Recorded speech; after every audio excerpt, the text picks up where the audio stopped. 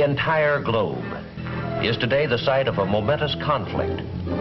As each side attempts to prove to the world the superiority of its position, the conflict is fought with the words of diplomats, with gestures of friendship and help to uncommitted countries, even with cultural demonstrations. It is fought indeed on every level of man's experience, for the stakes are high. As one of the adversaries in the conflict, we see a challenge as great as any in our historic past. A challenge not, we hope, to be met and joined in battle, but to be faced and fought in the hearts and hopes of men. It is the challenge of ideas.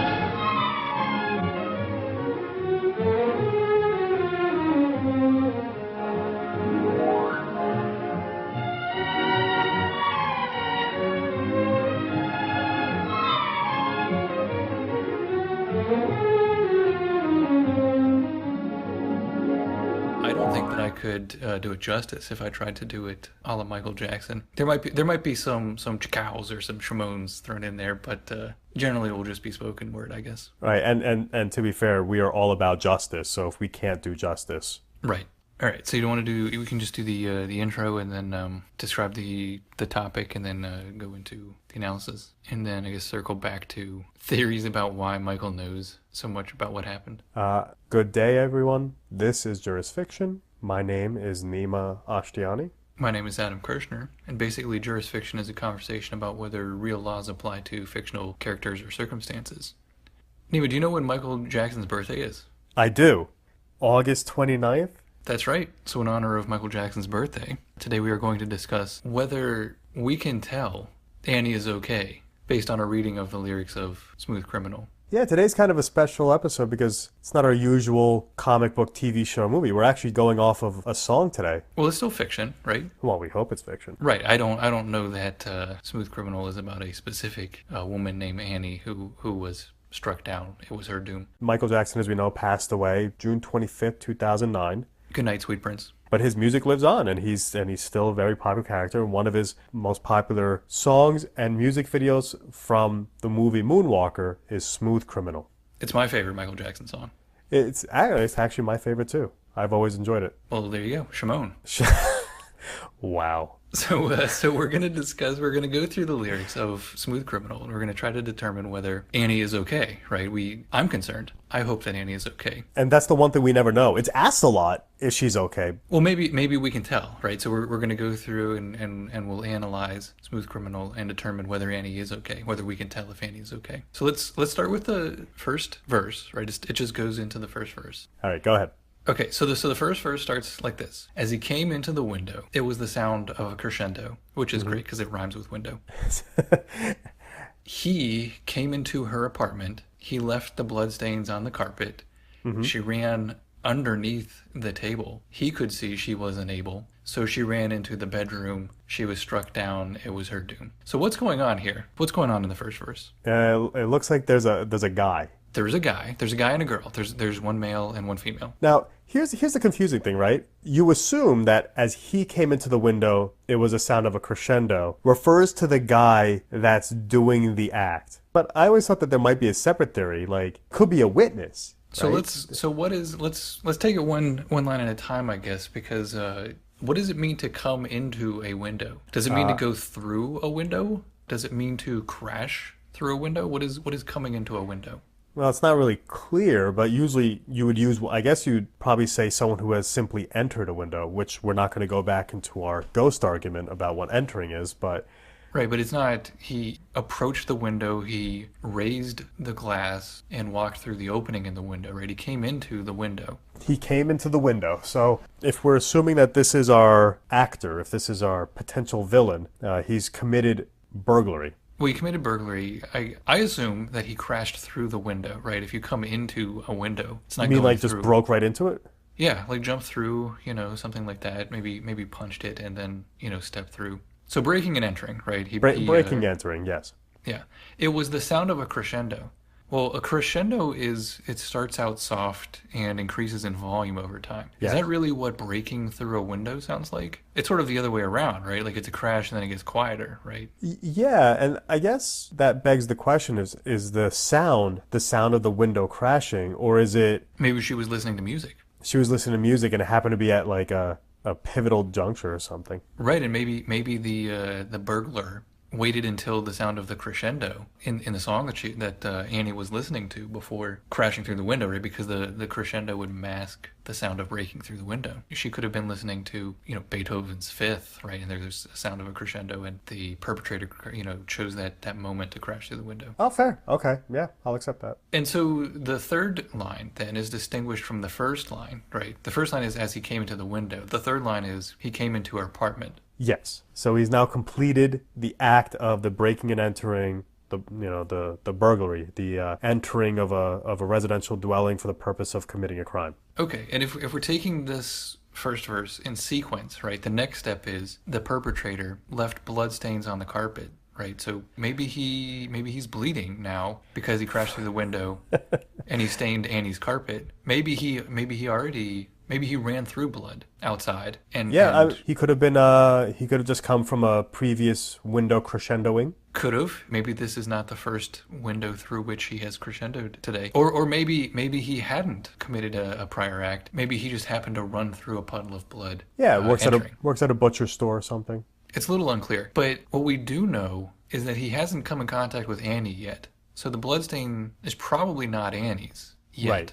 Right. That he left on the carpet. So she, in response, Annie ran underneath the table, which I guess that's a tall table, or maybe Annie's very short, right? How do you run under a table?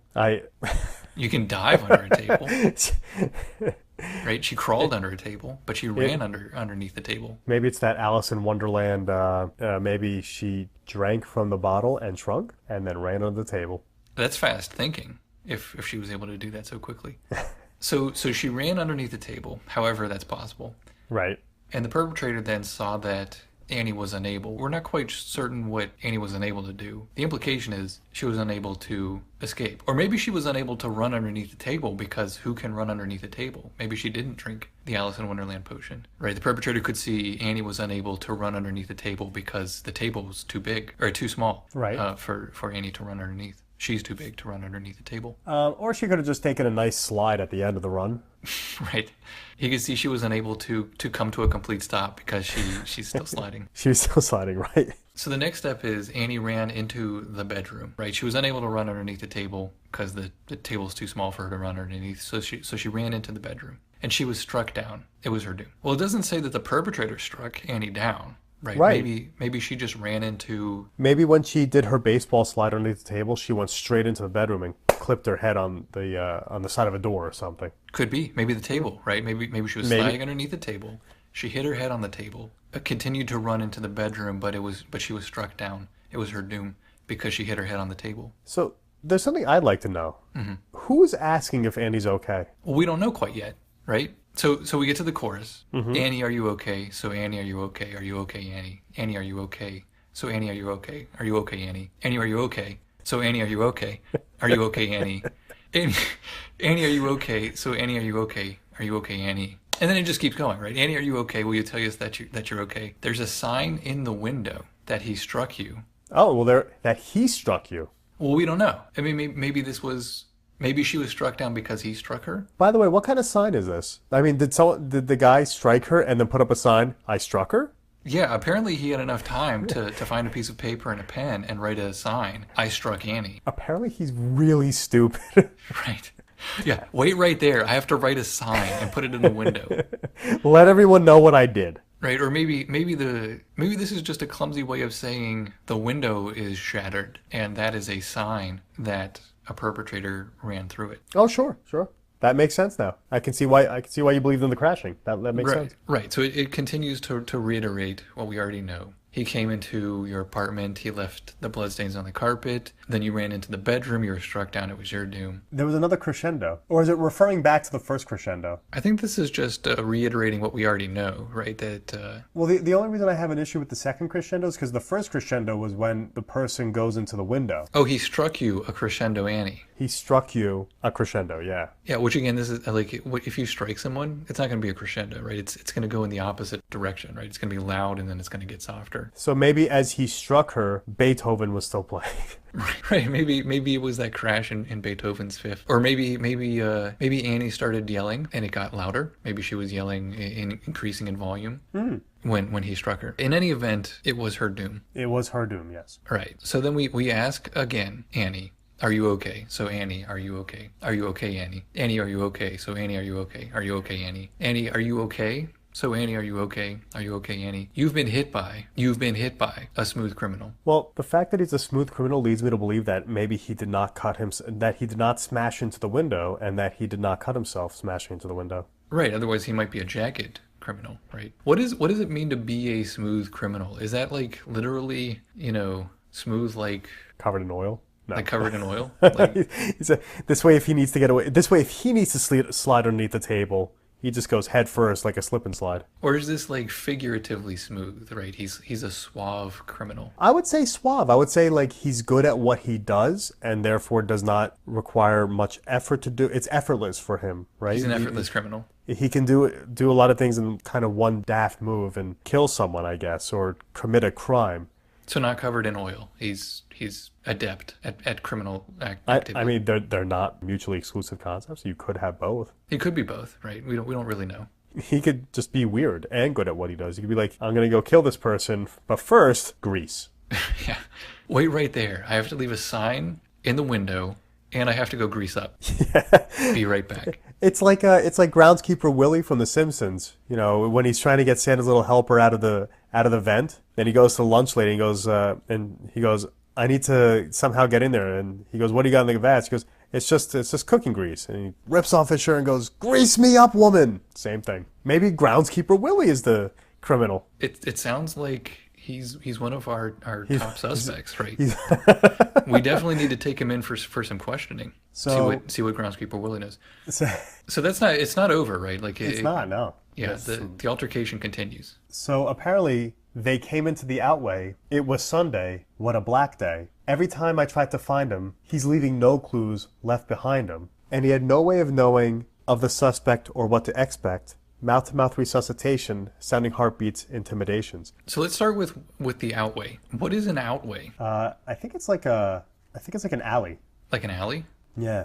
Well, why not just say, I mean, I guess because it rhymes with day, right? I guess we had to come up with a word for alley that rhymes. You could say alleyway, right? I mean, but maybe that's too many that's too many syllables. So they came into the alleyway. It was Sunday. What a black day. So they came into the outway. Or outway is the exit. They came into the exit. They came into the so it seems like the they in this verse is not the criminal, it's the people trying to solve the crime. Maybe the person asking if Annie's okay. So maybe they went into the apartment to check out what happened because they saw the sign in the window, hey, dead person here. Right. Police, you need to come investigate because I struck down Annie. So they went in, they checked it out, they saw some grease, saw some blood, saw some Annie, and then they came into the outway, the hallway or the hallway leaving the building, and it happened to be on Sunday. So we switch around the voice. They came into the outway, it was Sunday, what a black day. Every time I tried to find him, he's leaving no clues left behind him,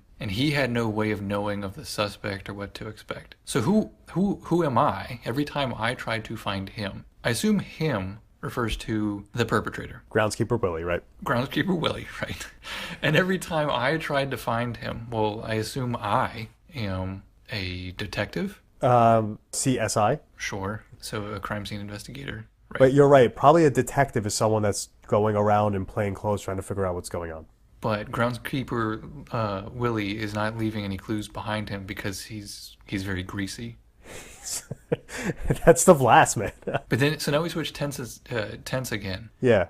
He had no way of knowing of the suspect or what to expect. So it seems like there's another person. It So switches from the detective to like a person kind of looking in on the story, looking at the detective going, he had no way of knowing of the suspect or what to expect. Maybe there's two detectives. There's two detectives, or groundskeeper Willie sees the detective chasing him and in a strong Scottish accent is saying that he doesn't know of the suspect, groundskeeper Willie, or what to expect. And I guess they tried to save Annie. Somebody did. Somebody who came into the outway and then I guess into her apartment. Probably not into the window, but into her apartment. And then into the bedroom, right? Because she was struck down. It was her doom in her bedroom. Yes. Somebody tried to give her mouth-to-mouth resuscitation. And then there were sounding heartbeats, which are either everyone's hearts are pounding because something freakish like a murder happened, or they got her back. Maybe. Yeah, we don't know.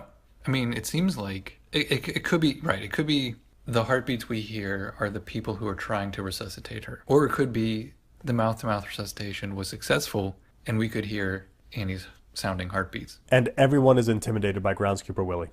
Yeah, I would be intimidated by groundskeeper Willie. But the reason why I think that maybe they brought her back is because they ask again, Annie, are you okay? So Annie, are you okay? Are you okay, Annie? Annie, are you okay? Are you okay? Are you okay, Annie? So Annie, are you okay? Are you okay? Are you okay, Annie? So Annie, are you okay? Are you okay? Are you okay, Annie? Will you tell us that you're okay? There's a sign in the window that he struck you, a crescendo, Annie. Came into your apartment, left bloodstains on the carpet, then you ran into the bedroom, you were struck down, it was your doom. Annie, are you okay? So Annie, are you okay? Are you okay? You've been struck by a smooth criminal. By the way, I want to point out, will you tell us that you're okay is in the lyrics. So she might have survived. That mouth-to-mouth might have worked. Will you tell, right. And then, yeah, eventually we get the daggone it, baby. Will you tell us that you're okay? By the way, as a just to put in a little juristy part to this too, while we're going through trying to figure out the crime, those that are administering mouth-to-mouth resuscitation to Annie, if they are EMTs, doctors, whatever else, they are required to continue trying to administer help. If it is a passerby, a good Samaritan, if you will, who sees Annie and then begins to render aid, they have a duty to continue rendering aid. Yeah. So I just want to be clear that if it was a good Samaritan, good for that person for bringing Annie back if she came back and not leaving her. Right, but maybe she's not okay, right? Right, it's not, will you tell us that you're okay? And then her answer is, yeah, I'm okay. Like, we never hear that part. Yeah, why is everyone yelling at me? What's going on? Well, yeah, but they ask, right? So, you know, if she's completely blue and has no pulse, you probably wouldn't be like, you're all right? People are going to be like, what are you, crazy? She's blue, not breathing. Maybe there's multiple people, right? Somebody's trying to resuscitate her, and then meanwhile somebody else is saying, Annie, are you okay? Annie, are you okay? Are you okay, Annie? But now, who's been telling her that, who keeps saying, you've been hit by, well, someone's talking to her, right? Someone said to her, you've been struck by a smooth criminal. Right, so I guess this like segues into, how does Michael know so much about what happened? Did he witness it happen? Is he the perpetrator? Does he know so much because he is the smooth criminal who came into the apartment through the window, wrote down a sign, made a sign, put the sign in the window so that everybody would know that he's in Annie's apartment, left bloodstains on Annie's carpet. Maybe he's the detective. He could be a detective. He could be one of the two detectives that there seem to be. He could be a fellow victim, right? Maybe Annie was not alone in her apartment when the perpetrator entered. That's a whole different crime that we're talking about. Right, nobody ever said. He came into the window as the sound of a crescendo. He came into her apartment and she was alone in her apartment, right? It could be Michael and Andy in Andy's apartment, and then a smooth criminal crashes into the window. Oh, that's right. Left bloodstains. So maybe that's how Michael knows so much. Maybe there were two victims, Annie and Michael. Now, here's what actually makes it more confusing is, if Annie survived, the smooth criminal might actually lose his cool and be yelling. So if we go to the last part, mm-hmm. There's the chorus part that says, goes back into Annie, are okay? Will you tell us that you're okay? The sign in window struck you a crescendo, came into your apartment, etc., etc. But struck down, it was her doom. But Michael is singing over it, and he's saying his daggone it, baby. Mm-hmm. Daggone it, baby. Hoo, daggone it, baby. Daggone it. Maybe he's upset. Maybe she came back and he's like, I just killed her. Why are you bringing her back? Now she's a witness to a crime. Now I got to do this again. Could be, right. It could be daggone it. Now the witness can identify me. Daggone it. Right? Maybe Michael was the perpetrator. Maybe Michael was the perpetrator. Maybe Michael was the detective saying, daggone it, this thing happened, a bad crime. It could be. So before we get to like the final theory, just to circle back to the witness idea, yeah, I will point out that at many points during Smooth Criminal, Michael Jackson says, ow. And if he was also a victim Yeah. who was also struck down by the smooth criminal, I mean, that would go a long way to explaining why Michael Jackson repeatedly says ow while he's talking about what happened to Annie. However, you did mention before that he came into the window, and the ow could be his That's a fair point. cutting himself on the window. Right, that's a fair point. He could be saying ow because he is the smooth criminal who came into the window. It was the sound of a crescendo. Maybe he cut himself, and it is his blood that he's staining the carpet with, right? Because he injured himself with the window, and he's saying ow. So the final theory, I mean, I guess there could be many other theories, right? But when we brainstormed how Michael could have known so much about what happened to Annie, maybe Michael knows so much about Annie because he is an alter ego of Annie. Right? Maybe he's talking about Annie because he is Annie. So right? Annie is so traumatized so Annie survives and is so traumatized by the event. Right. That she creates Michael. Right. To tell the story in song with daggonnets, hoo-hoos, and still exhibiting pain with ow. Right. That explains why the narrator is saying ow. If the narrator is the same person who was struck down by the smooth criminal, and is just the alter ego of Annie, asking herself, Annie, are you okay? Ow. Right. What do you mean? What do you mean, Annie? Am I okay? Ow. No, I'm not okay. Ow.